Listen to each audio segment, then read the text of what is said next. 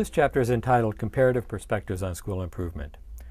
Teachers entering and working in the public school system can take it for granted that they will practice their profession under the public scrutiny and pressure not only to do their job and do it well, but also to constantly strive to do it better.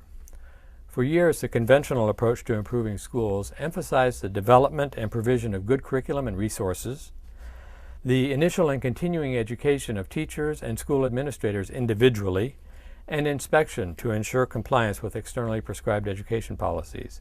Since the mid-1970s, however, the locus and focus of responsibility and accountability for the quality of education in public schools has shifted away from individual teachers to collective actions and outcomes of public school educators at the school level.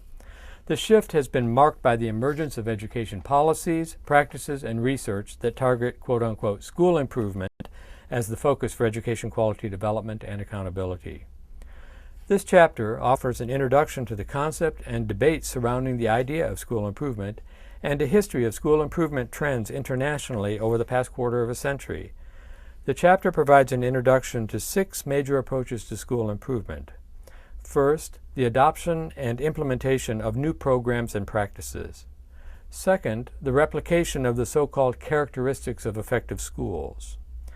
Third, decentralization and school-based management as an approach to change and improvement. Fourth, school choice. Fifth, something that's been called comprehensive school reform. And sixth, standards and accountability-driven improvement. The chapter considers what we are learning from comparative research on school improvement within each of these streams in the developed world and in developing countries. There probably never will be a single best approach to school improvement that works for all purposes in all situations. Yet public expectations and pressure on school personnel to continuously strive to make schools more effective is not likely to go away. Ultimately, it's incumbent upon school system personnel to learn from their varied experiences with and strategies for improving schools and to share and apply this knowledge in a collective effort to improve the overall quality of education.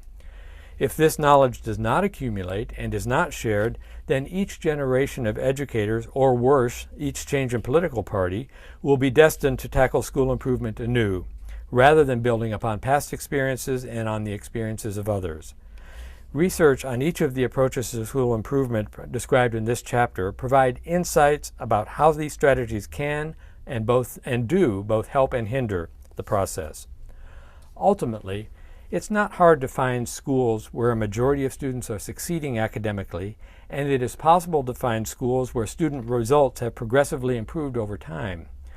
The challenge is to take local knowledge of what makes schools effective and how to make schools more effective and to replicate those characteristics and processes across many schools. In other words, to move beyond islands of excellence to develop excellence in all schools in a school system. Comparative education research has and will continue to play a vital role in helping determine the conditions and characteristics associated with school success and school improvement. Comparative research is helpful in sorting out that which is common to school effectiveness and school improvement, regardless of differences in context, from that which is relatively unique to specific organizational, political, and cultural contexts. And finally, comparative research is an essential tool in identifying and sharing of education policies and practices that work best for meeting particular educational needs. For new teachers beginning their careers, it may come as a surprise and shock to realize that their capacity to become the most excellent teacher they aspire to be is strongly influenced by the organizational arrangements, professional norms and relationships, leadership, resources, and working conditions that make up the school and the school system as a professional workplace. Personal motivation and commitment on the part of individual teachers are essential, but insufficient as a basis for improving and sustaining the quality of teaching and learning overall at the school and school system level. Upon entry to a school, new teachers will find themselves immediately confronted with expectations of colleagues, school administrators, district office leaders, government agencies, and parents to get involved with plans and initiatives that are all supposed to stimulate and lead to improvement in what they do individually and collectively with students. School improvement efforts are a fact of life in schools. In my view, it's vital for all teachers to develop an awareness of evidence about what kinds of school improvement strategies work best, for what purposes, and under what conditions. in order to avoid the pitfalls and failures of past well-intentioned but ill-fated efforts to make schools more effective. Teachers can play an important role as well, not just as implementers of new programs, new teaching methods, and organizational arrangements in schools, but also in advocating for the resources, supports, and school improvement strategies that are likely to make a positive difference.